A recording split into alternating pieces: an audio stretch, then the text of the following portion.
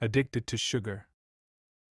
Once upon a time, in a small, sunny town, there lived a lady named Anna. Anna loved everything sweet. Cakes, cookies, candies, you name it. Her love for sugar was like no other. Every day, she would find herself munching on sugary treats. "Why do you love sugar so much, Anna?" her neighbor asked one day. Anna smiled. "It reminds me of happy times with my grandmother. She made the best cakes." But Anna's addiction to sugar started to affect her health.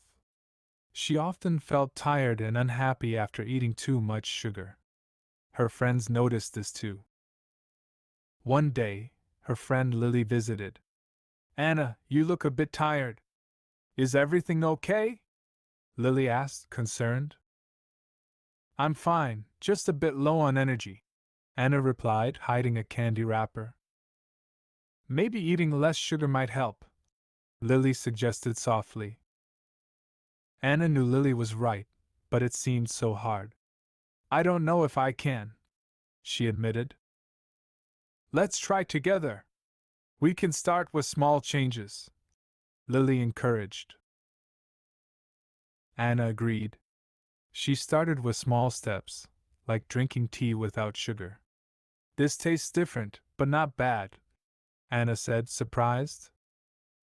She also tried eating fruits instead of candy. "These grapes are actually really sweet," Anna realized. Anna even started baking with less sugar. "I never knew healthy treats could taste this good," she told Lily, proudly showing her homemade cookies. "See, you're doing great," Lily cheered. Anna's journey wasn't easy. She often craved sweets.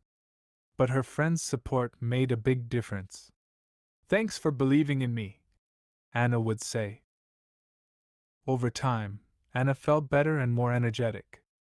She learned to find sweetness in life without too much sugar. Her story is a reminder that with small steps and support, change is possible.